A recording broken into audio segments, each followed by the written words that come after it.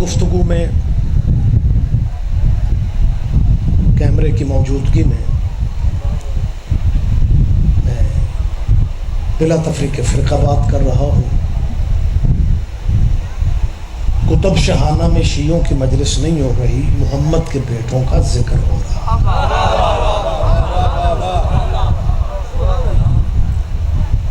इसे शियों की मजलिस समझ के पीछे रहना कतन मुनासिब नहीं है। मैं इस इलाके का मुश्तरका मेहमान हो के कह रहा हूँ कि तेरे नबी की औलाद के जिक्र की महफिल है, इसमें तशरीफ़ लाया करो, इसमें बैठा करो। और अगर हुसैन की वजह से आप कहते हैं कि ये शिया ही करते हैं और शिया ही करें, फिर मुझे समझ नहीं आ रही मुसलमानों, सियाने तुम भी बड़े हो, लेकिन हुसैन जैसा हीरा शियों को दे के तुमने अपने पास रखा ही क्या? जी मेहरबान साहब, आप जी आप जिंदा और सलामत रहे आप। लिहाजा मेरी दोबारा गुजारिश कि जहाँ भी इमाम हुसैन अलैहिस्सलाम की मजलिस का अहले इस्लाम भाइयों आपको पता चले, फिर किसी से इजाज़त लेने की भी ज़रूरत नहीं होती, आप उस सफ़ पे आके बैठा करें। माशाअल्लाह जीता जागता मजमा पंचायती चेहरे मेरे सामने हैं, वक्त मैं ज़्यादा नहीं लेना चाह रहा। जिस माशरे में मैं और आप रहते हैं, मैं इस माशरे की बात कर रहा हूँ, देहाती कल्चर की बात कर रहा हूँ, क्योंकि मैं एक देहात में खड़ा हूँ। हुक्का अच्छा हो, हुक्का, तंबाकू कौड़ा हो, बंदे मजहब नहीं पूछते, वारी लगाने बैठ जाते हैं। नहीं आप बेनियाजी करेंगे मुझे दुख रहेगा। आप जी हैं, आप जहमत फरमाएंगे, थोड़ी जहमत फरमाएं। अब सरकार मुझे समझ नहीं आती, कौड़े तंबाकू पे इकट्ठे हो जाते हो, मोहम्मद के बच्चों के जिक्र में इकट्ठे नहीं हो सकते।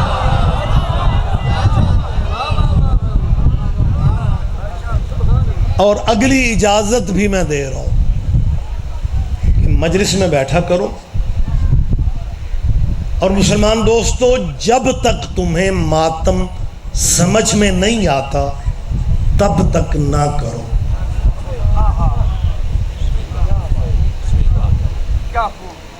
ये लफ्ज़ मैं फिर कह रहा हूँ, सामईन में से कुछ मैं चेहरे देख रहा हूँ कि वो इस फ़िक्रे पे मेरे करीब नहीं हुए। मेरी अहले इस्लाम भाइयों से अपील है, ज़िक्र में बैठा करो। ज़िक्र हर मज़हब में जायज़ है, और अब तो मजलिसों में बैठने से निकाह भी नहीं टूटते। एक ज़माना था, शायद उस ज़माने में निकाह, बल्कि मुझे याद है हमारे उस इलाका में एक डस्का जगह, उसके साथ एक गाँव था, वहाँ के मस्जिद के मौलाना का अपनी बीवी से इख्तिलाफ हो गया। बीवी तलाक मांगती थी, क़िबला तलाक नहीं देते थे। क़िबला को घर की लड़ाई याद न रही, मस्जिद में जुमा पढ़ाते हुए, साथ ही तो अपना घर था, मस्जिद में जुमा पढ़ाते हुए गुस्से में आ गए, जज्बाती हो गए, हाइपर हो गया, ब्लड प्रेशर हाई हो गया। कहने लगे जो बंदा शियों की मजलिस में चला जाए उसका निकाह ख़त्म हो जाता है। मौलवी साहब की बीवी बुरका पाया, नाल दे चक मजलिस नहीं, मेरा ख्याल है मैं कोई लबनानी बोल रहा हूँ। मुझे घूर घूर के ना देखो, मेरी बात पे ध्यान दे आप। मौलाना की बीवी बुरका पहन के साथ वाले चक में मजलिस में चली गई, क़िबला जुमा पढ़ा के घर आए। घर बीवी नहीं थी, घर उजड़ा लगा। इंतज़ार तो वैसे ही बड़ा जालिम होता है, और ऊपर से सरकार अपनी बीवी का इंतज़ार करना पड़ता है। क़िबला पेचो तब, इस्तिराबी कैफियत। और जब शाम के करीब मौलाना की बेगम वो घर के दरवाजे पे, मतलब दहलीज पे है, तो मौलाना जज्बात गुस्से में तो पहले ही थे, वहीं से आवाज़ दे के कहते मेरी इजाज़त के बगैर तू गई कहाँ थी? जब तलखी में कहा ना तू गई कहाँ थी, उस बीबी ने कहा तुझे औरतों से बात करने की तमीज़ नहीं। वो क़िबला परेशान हो गए, हैरान हो गए, कहने लगे औरतों का क्या मतलब है? तू मेरी ज़ौजा है, तुम हमारी बीवी हो।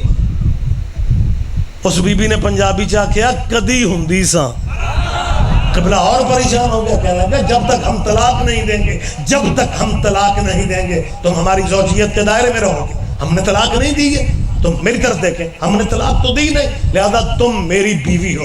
جب قبلہ ہم اور میری میں پڑ گئے نا کہ جب تک میں طلاق، جب تک ہم طلاق، اس بیوی نے ایک فقرہ کہا کہ قبلہ اپنا حافظہ درست کیجئے، آپ نے آج جمعہ پڑھاتے ہوئے کہا ہے کہ مجلس میں جانے سے نکاح ٹوٹ جاتا ہے۔ میں نری مجلس نہیں سنی، لنگر بھی کر کے آیا۔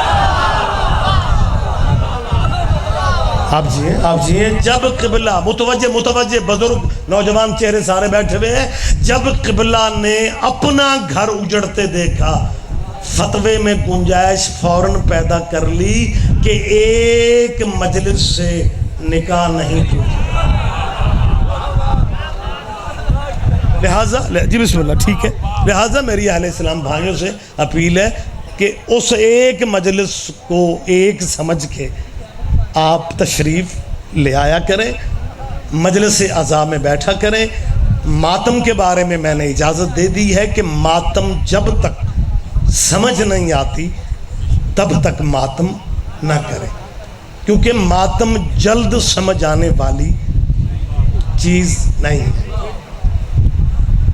ماتم مشکل ہے، ماتم کا تعلق عشق حقیقی سے ہے،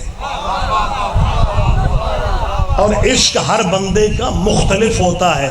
ہو سکتا ہے مجمع میں سے کوئی میرا اہل اسلام بھائی ڈائریکٹ مجھے سن رہا ہو یا ویڈیو کیمرے کی وجہ سے سی ڈی دیکھ رہا ہو اور اس کے ذہن میں یہ سوال آئے کہ جی اظہار عشق ہر بندے کا مختلف کیسے ہوتا ہے۔ یہ شیعہ خطبہ و ذاکرین مشکل سے مشکل بات کرتے ہیں کہ ماتم کا تعلق عشق سے ہے، عشق ہر بندے کا مختلف ہے۔ میں زندہ تصویر دکھا دیتا ہوں، احد کے میدان میں حضور کا ایک دانت زخمی ہو گیا تھا، جن کے سامنے دانت زخمی ہوا تھا عشق نبی سے انہیں بھی تھا، لیکن دانت ان کے پورے تھے۔ متوجہ آپ جی، ماشاءاللہ آپ جی، آپ جاگ رہے ہیں۔ ہاں، دانت عشق نبی سے، میں کون ہوتا ہوں میں یہ بحث کروں کہ انہیں نبی سے عشق نہیں تھا، عشق نبی سے انہیں بھی تھا، لیکن دانت ان کے پورے تھے۔ اور ایک نبی کا عاشق تھا جو یمن کے علاقے میں قرن میں رہتا تھا، نام آپ کے ذہن میں ہونا چاہیے، حضرت خواجہ اویس قرنی۔ اس نے پتھر اٹھا کے اپنے 32 کے 32 دانت نکالے، دانت پتھر سے توڑے، انجیکشن لگوا کے نہیں، دانت نکلوائے نہیں۔ پتہ نہیں مجمع میں سے کتنے بندے سمجھتے ہیں کتنے نہیں سمجھتے، لیکن فضاحتوں کا وقت بھی نہیں ہے، اور فضاحت کرنے والے اب تیرے ملک کے حالات بھی نہیں ہیں، لہذا میں اشارے سے بات کر رہا ہوں۔ اگر اویس قرنی نے، اگر حضرت رسالت معاب تیرے نبی کے عاشق صادق حضرت اویس قرنی نے انجیکشن لگوا کے دانت نکلوائے ہوتے، ہم بھی زنجیر مارنے کی بجائے خون ہسپتالوں میں دے آتے۔ متوجہ صاحبان گرامی کا آپ جی ہیں، آپ زندہ و سلامت رہے آپ جی بسم اللہ۔ اویس قرنی نے رسول اللہ کے عشق میں اپنے 32 کے 32 دانت توڑے۔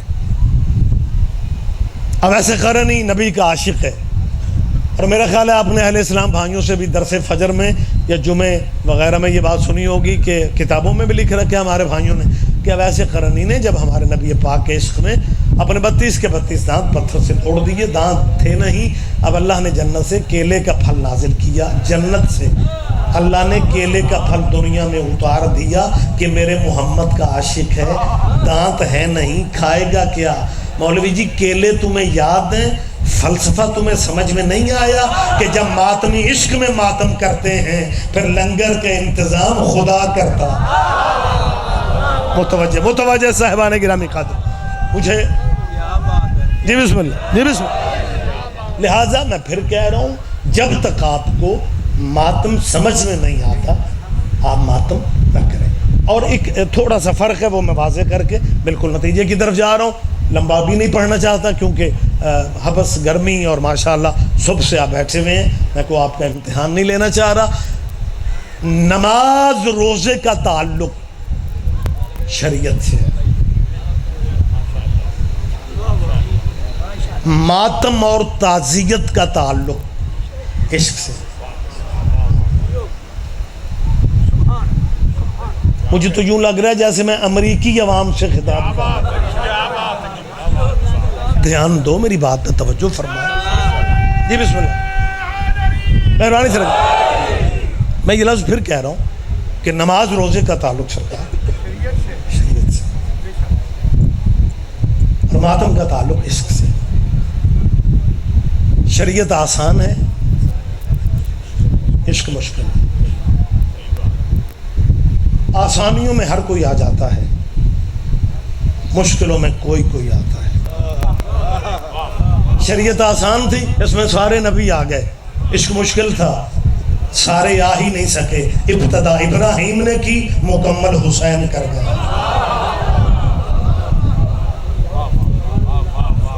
اب جو بندے ماتم پہ اعتراض کرتے ہیں، جی ماتم جائز نہیں ہے، چھریاں نہ مارو، اپنے آپ کو زخمی نہ کرو۔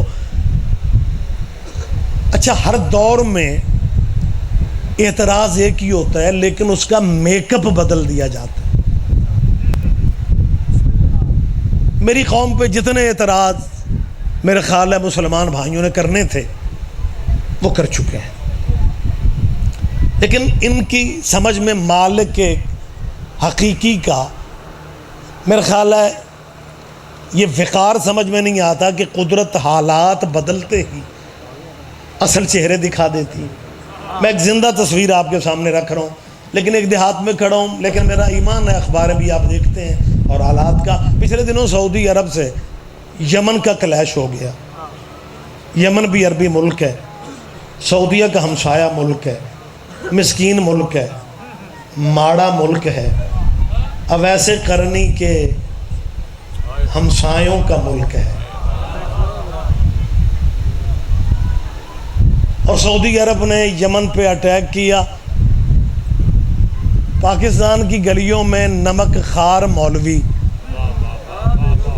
بینر اٹھا کے آ گیا کہ حرمین خطرے میں ہے، مکہ خطرے میں ہے، مسلمانوں جاگ جاؤ، مدینہ خطرے میں ہے، مدینہ مکہ حرمین خطرے میں ہے، حرمین خطرے میں ہے۔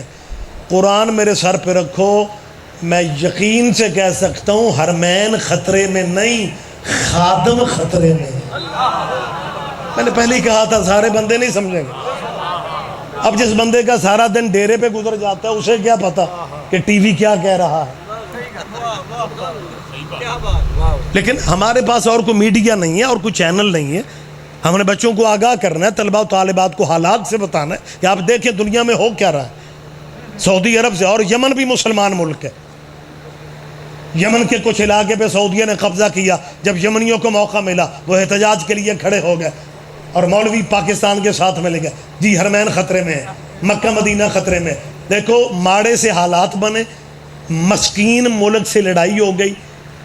جس سعودی عرب نے ساری زندگی یا علی مدد کی مخالفت میں گزار دی نا، اس سعودی عرب کو یمن سے لڑنے کے لیے ہماری اس فوج سے مدد مانگنا پڑ گئی جس فوج کا نشان ہی نشان حیدر ہے۔ بول پڑھو، زحمت فرمائے میرے ساتھ۔ آپ زندہ و سلامت رہے آپ سرکار۔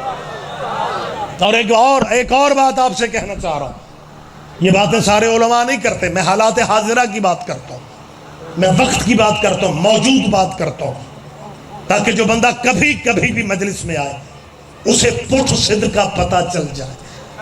سعودی عرب میں جو اس وقت بادشاہ ہے شاہ سلمان بن عبدالعزیز، 8 مہینے پہلے شاہ سلمان نے بادشاہت کا آغاز کیا، اور سعودی عرب اللہ والوں کا ملک ہے، جہاں روضہ رسول کو سلام کرنا تو دور کی بات ہے، جالی روضے کی چومنا تو دور کی بات ہے۔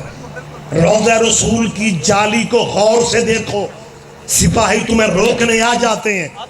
یہ شیعہ سنی بھائیوں سے میں مشترکہ کہہ رہا ہوں، یہ سعودی عرب مالک آپ کو زیارتیں کرائے، آپ حج پہ جائیں، عمرے پہ جائیں، روضہ رسول کی جالی چومنا تو بہت پیچھے رہ گیا۔ آپ روضہ رسول کی جالی کو غور سے دیکھنے کی پوزیشن میں نہیں ہے۔ کہتے ہیں یہ شرک ہے، محمد مر گیا ہے، جالی چومنا شرک ہے، محمد کے روزے کی جالی چومنا شرک ہے۔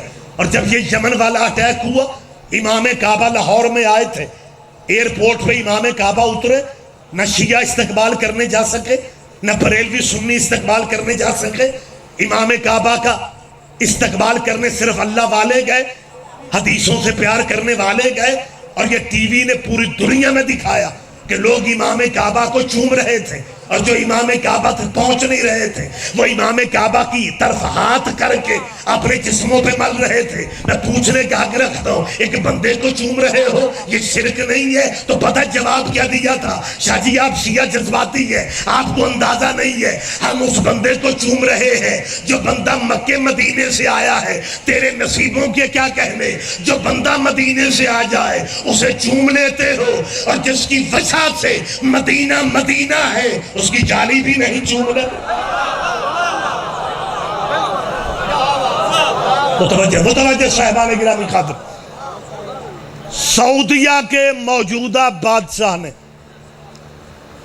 سعودی عرب کے بادشاہوں کو اپنے نام کے ساتھ خادم الحرمین لکھنا پڑتا ہے۔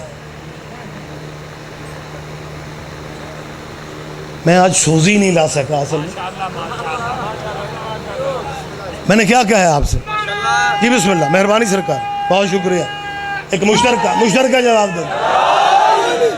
سعودیہ کے بادشاہ کو اپنے نام کے ساتھ کیا لکھنا پڑتا ہے؟ خادم الحرمین۔ جی آپ نے اضافہ کر دیا شریفین کا، میں ڈرتا ہوا نہیں کہہ رہا تھا، بلکہ خادم انہوں نے اتنا لکھا کہ جب سے ہمارے کچھ بندے سعودی عرب رہ کے آئے ہیں نا، تو انہوں نے بھی آ کے اپنے آپ کو خادم لکھنا شروع کر دیا۔ حالانکہ نہیں، سارے بندے نہیں سمجھیں گے، حالانکہ خادم اعلیٰ نہیں ہوتا۔ کوئی تو سمجھے گا، کوئی تو بولے گا میرے ساتھ۔ جی بسم اللہ، آپ شاہ جی، آپ زندہ و سلامت رہو۔ ہاں بھائی، خادم تو یاسین، خادم تو خادم ہوتا ہے۔ بلکہ مجھے یاد ہے ایک سید مرحوم دنیا میں آج نہیں ہے، مالک ان کے درجات بلند فرمائے، سادات کے لیے خصوصی دعا کیا کریں، آغا سردار علی جان، یہ دینہ جہلم سائڈ کے، ہاں جی، ایک بہت بڑا نام تھا۔ اور جب میرا خیال ہے دنیا کو کپڑے پہننے کو جس زمانے میں بھی نہیں نہ ملتے تھے، اب تو پیسے کی ریل پیل ہوگی، جس زمانے میں پاکستان میں بندے دو کپڑے بھی صحیح طرح نہیں پہنتے تھے نا، سید اتنا بادشاہ تھا، 10 گز کی بوسکی کی پگڑی باندھتا تھا۔ ہاں، مزاجن امیر سردار علی جان۔ ایک مسکین خان صاحب، اس خان صاحب کو کہتے ہیں، اوے ارشد، ہم سب تو حضرت آدم کی اولاد، تم لوگ کس کی اولاد؟ اس میراثی ہاتھ جوڑ گیا، کیا جی آدم تو چھوٹا خادم سی۔ ماشاء اللہ، آپ جی ہیں، آپ کچھ حد تک تھکن آپ کے چہروں سے کم ہوئی ہے۔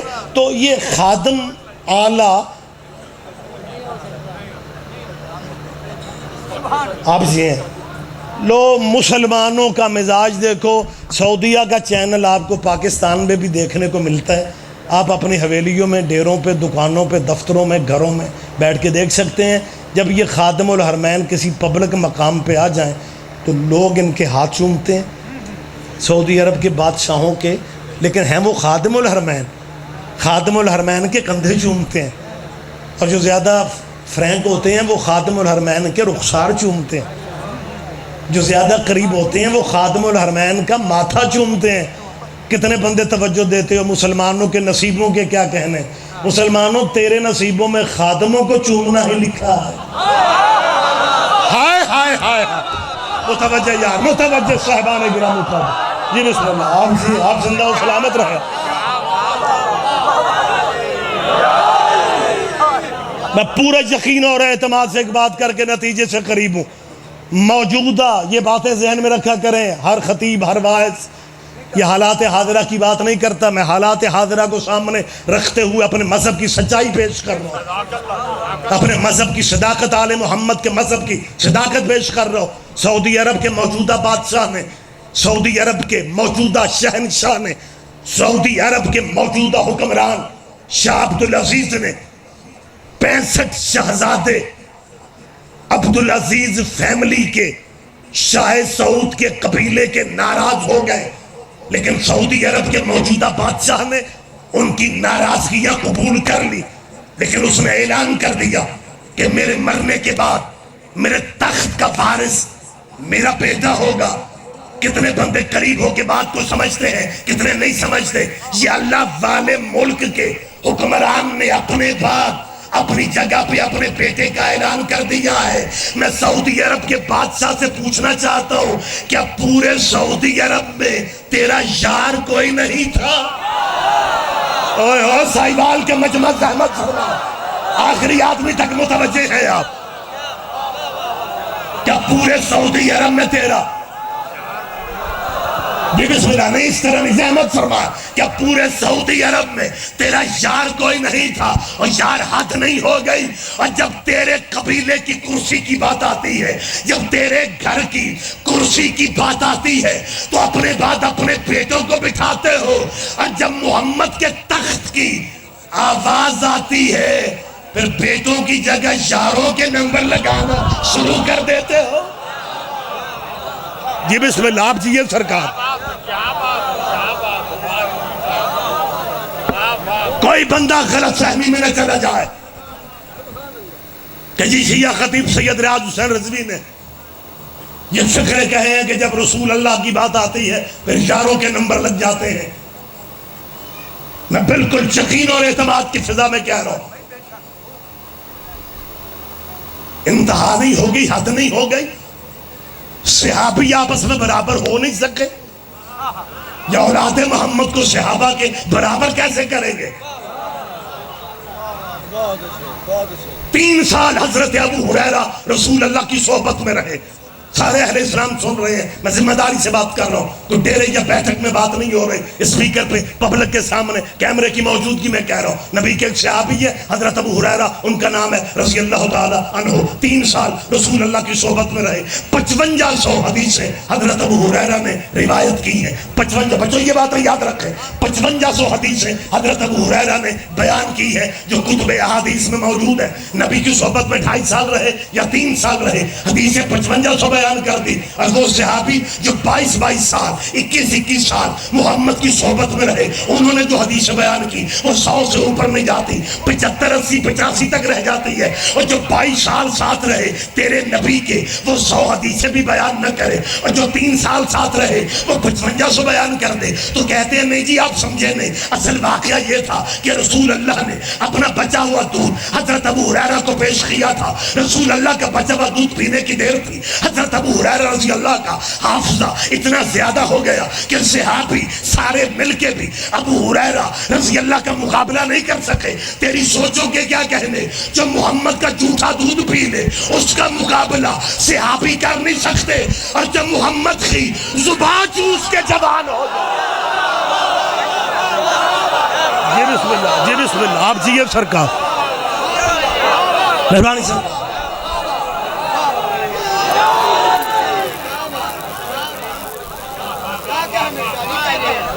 ہم صرف یہ چاہتے ہیں کہ جو جس کا مقام ہے اس کا مقام دو۔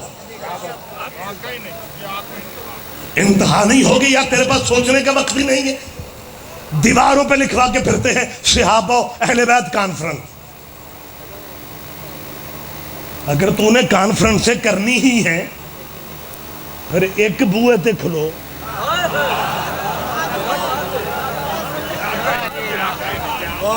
یہ پلاننگ ہے، یہ بہت بڑی پلاننگ ہے کہ صحابہ اور اہل بیت کا نام اکٹھے لکھو، تاکہ نئی نسل کے کچے ذہنوں یعنی طلبہ و طالبات چھوٹے بچوں کے ذہن پہ یہ نقش ہو جائے کہ یہ دونوں قبیلے ایک لیول کے ہیں۔ اور ڈیرے کے نوکر میں اور ویڑے کے بیٹے میں فرق ہی نہیں ہوتا۔ نانا پریشان ہو کے مجھے نہ دیکھو، میری بات کر، نانا جیتا جاگتا مجمع زحمت فرمائے، آخری آدمی تک آپ متوجہ ہے۔ میں سلام پیش کرتا ہوں، وقت زیادہ نہیں ہے، میں گفتگو مجھے کلوز کرنا ہے۔ میں سلام پیش کر رہا ہوں اپنی شیعہ قوم کے نوجوان ماتمیوں کو جو موت کے منہ میں گاڑی روڈ پہ نکالتے ہیں اور بیک سکرین پہ لکھا ہوتا ہے کعبہ علیندہ۔ آپ جی بچوں، آپ زندہ و سلامت رہے یار۔ اب بندے پڑھتے ہیں، بس میں بیٹھے ہوئے پڑھتے ہیں، روڈ پہ جاتے ہوئے پڑھتے ہیں کعبہ علی دا، اب نام بھی نہیں بدلنے کی پوزیشن میں، کیونکہ علی کائنات کا وہ رہبر ہے. بڑی احتیاط سے بات کر رہا ہوں، جس کا مسلمانوں کو پتہ تو ہے کہ وہ پیدا کہاں ہوا ہے. نہیں اور مینو احتیاط رہن دو، پرچہ مولوی تے ہی ہوتا ہے. ہاں واحد ہیرو ہے علی. مقابلے علی سے کرنا چاہتے ہو؟ علی وہ ہے جس کا تمہیں بھی پتہ ہے وہ پیدا کہاں ہوا ہے. 30 عام الفیل جمعہ کا دن 13 رجب، خدا درجات عالیہ بلند فرمائے. میری قوم کا مان ناز وکیل آل محمد مبلغ اعظم مولانا محمد اسماعیل صاحب، میرے استاد محترم، ان کا نام لیے بغیر اپنی گفتگو مکمل نہیں سمجھتا ہوں. کہ میں نے فرمایا کرتے تھے بچے 2 گھروں میں پیدا ہوتے ہیں، یا نان کے گھر میں یا داد کے گھر میں. بچہ نان کے گھر میں پیدا ہو جائے، سب سے پہلے نانی کہتی ہے سارا نانے تے. اسی بچے کو دادی اٹھا کے کہتی ہے دادے پہ ہے، دادے پہ ہے. یہ دنیا داری کی مثالیں. نانی نانکوں سے ملاتی ہے، دادی دادکوں سے ملاتی ہے. ایک بچہ 13 رجب کو اللہ کے گھر آ گیا، اللہ کے گھر پیدا ہو گیا. جب اللہ کے گھر میں پیدا ہوا 16 رجب کو 13 رجب کو علی پیدا ہوئے، 16 رجب کو نبی تشریف لائے. اسی دیوار نے راستہ دیا جس دیوار نے علی کو راستہ دیا تھا. محمد بھی تالا کھول کے نہیں آئے تھے، اسی دیوار نے راستہ دیا تھا. اور اندر آ کے رسول اللہ نے علی کی طرف دیکھ کے کہا اماں فاطمہ، علی کی آنکھیں دیکھو مجھ پہ نہیں ہے، علی کا چہرہ دیکھو مجھ پہ نہیں ہے، علی کی پیشانی دیکھو مجھ پہ نہیں ہے. یہ کہہ کے نبی نے کہا یا علی لہموں کا لہمی، دموں کا دمی، حربوں کا حربی، سلموں کا سلمی. علی تیرا لہو میرا لہو ہے، تیری سلو میری سلو، تیری جنگ میری جنگ. ابھی نبی کہہ ہی رہے تھے یا اللہ کی آواز آئی، جبرائیل جا کے محمد سے کہے ذرا غور سے دیکھ، اس بچے کی آنکھیں عین اللہ نہیں. آپ جی ہیں، آپ زندہ و سلامت رہے میرے بھائی.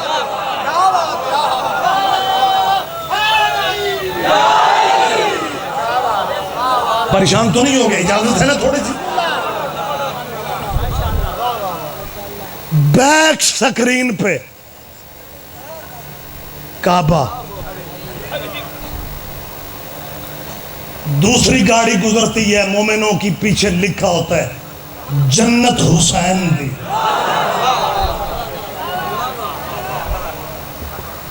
جی بسم اللہ، سید آ جائیں، تشریف لائیں جی. کچھ مجمع حوصلہ آوے، کو ذاکر بھی آئے. جی بابا جی.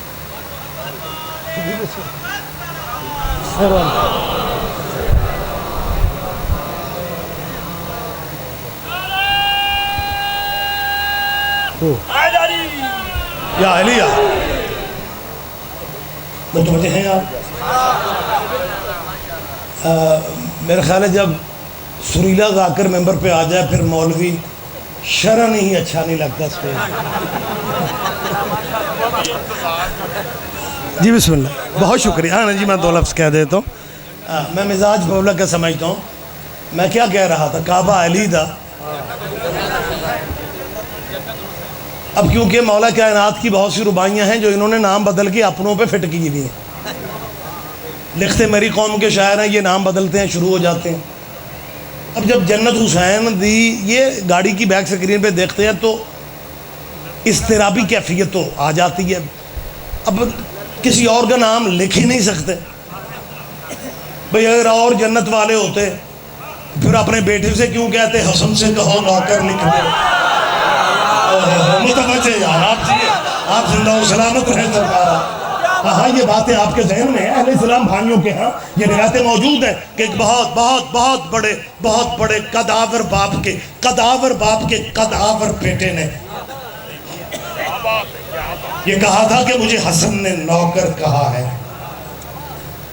بابا سزا دو تاکہ آئندہ کوئی رائل فیملی سے ٹکرانے کا تصور بھی نہ کرے.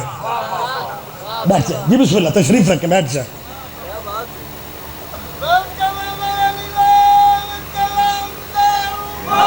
جی بسم اللہ. علی حیدر، علی حیدر، آپ جی ہیں، آپ زندہ و سلامت رہے. آپ بابا اس نے بابا بات بھی کوئی نہیں ہوتی مجھے غلام کا ہے. بابا میں سمجھا امام حسن میرے واقف نہیں ہیں. بابا میں نے آپ کا تعارف کرایا تاکہ ان کو پتہ چل جائے کہ میں بڑے گھر کا ہوں.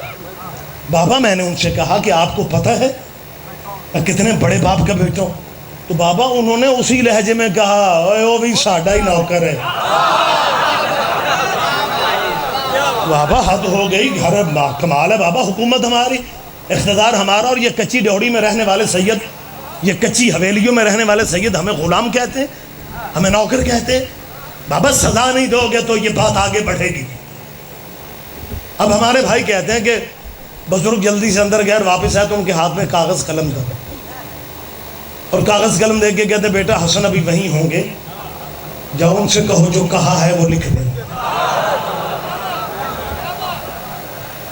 اچھا آدھا مجمع تو اس وجہ سے چپ کر جاتے ہوئے گال لگے بھی سنی ہے.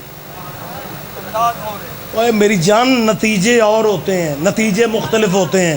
میں وقت گزارنے کے لیے بات کرنے کا عادی نہیں ہوں.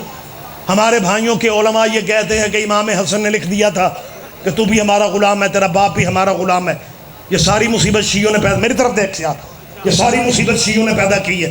باقی وہ آپس میں شیر و شکر تھے، وہ آپس میں بالکل ٹھیک تھے. امام حسن نے لکھ دیا تھا وہ غلام ہے. امام حسن نے جب امام حسن نے لکھ دیا تھا پھر ہماری جان کیوں کھاتے ہو؟ جو غلام ہیں انہیں غلام رہنے دو. متوجہ یار متوجہ، جو سردار ہیں انہیں سردار رہنے دو. لیکن اگر خواب سناتے ہو تو خواب پورے سنایا کرو کہ جی وہ بیٹا تحریر لے کے، امام حسن والد تحریر لے کے بابا کے پاس آئے اور آگے کہتے بابا اب تو گواہوں کی ضرورت بھی نہیں رہی، یہ تحریر موجود ہے. باپ نے چٹ پکڑی، چٹ پکڑ کے لپیٹ کے آنکھوں سے لگا کے کہا بیٹا اسے سنبھال کے رکھنا، جب میں مر جاؤں میرے کفن میں رکھ دے. وہ بیٹے کے ذہن میں تھا کیس چلے گا، اسپیشل عدالت ہوگی، اس میں بحث ہوگی، پھر حسن کو سزا ہوگی. باپ نے رولا ہی مکا دیا کہ جب میں مر جاؤں میرے کفن میں رکھنا. بیٹا حیران ہو کے کہتا بابا صاحب کفن میں کیا ہوگا؟ بیٹا یہ چٹ اگر کفن میں ہوئی میں بخشا جاؤں گا. بیٹے نے کہا بابا آپ کی نیکیاں کم ہیں. باپ نے کہا بیٹا نیکیاں کم نہیں ہیں، نیکیاں کم نہیں ہیں، نیکیاں کم نہیں ہیں، لیکن نیکیاں کنفرم نہیں جتنی سیدوں کی غلامی کنفرم ہے. متوجہ جیتا جاگتا مجمع میرے سامنے ہے، لہذا بیٹا یہ چٹ میرے کفن میں رکھنا، بیٹا یہ چٹ میرے کفن میں رکھنا، یہ چٹ میرے کفن میں. جب تک آپ نے چپ رہنا ہے میں نے بھی یہیں تک رہنا ہے. بیٹا یہ چٹ میرے کفن میں. بیٹا پریشان ہو کے کھڑا ہے اور پھر قریب ہو کے کہتا بابا تیسرا بندہ قریب کوئی نہیں ہے، سچ بتا اگر یہ چٹ کفن میں ہو بندہ جنت میں چلا جاتا ہے. بیٹا روکتا ہی کوئی نہیں. جب بیٹے کو یقین ہو گیا اس نے چٹ پکڑ کے 7 قدم دور جا کے کہا میں اتنی قیمتی شے ابا تجھے کیوں دوں؟ کہاں ہے آپ؟ زحمت فرمائیں گے جی بسم اللہ. متوجہ جیتا جاگتا مجمع جی آپ زندہ و سلامت رہے. آپ آخری آدمی تک متوجہ.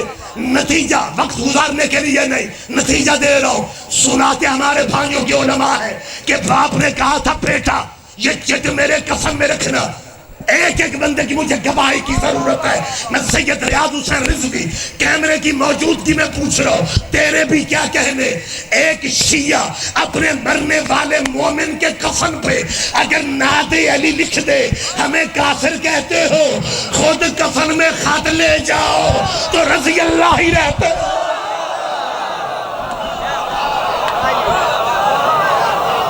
جی بسم اللہ متوجہ سرکار. کعبہ علی آخری فکر. بس آپ کی فرصت نہیں رہے گی، وقت مکمل ہو چکا ہے. میرے بعد میرے بھائی موجود ہیں، خوب پڑھیں گے. جنت تڑپتے رہے لیکن اس تحریر کا جواب نہ لکھ سکے. اور جب میری قوم کے بچوں نے لکھا نا گاڑی کے پیچھے میں نوکر غازی دا، انہوں نے حوصلہ آیا، اکھ لگیا کہ نیڑے ہو گیا.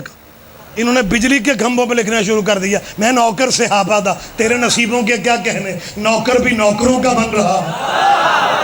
اوہ ہوئے ہوئے متوجہ پچھلا فکر ہے، اگر پچھلے فکر آپ کے ذہن میں ہے نوکر بھی نوکروں کا، یہ میں جذباتی ہو کے نہیں کہہ رہا ہوں، مجھے پورے مجمع کی تائید کی ضرورت ہے۔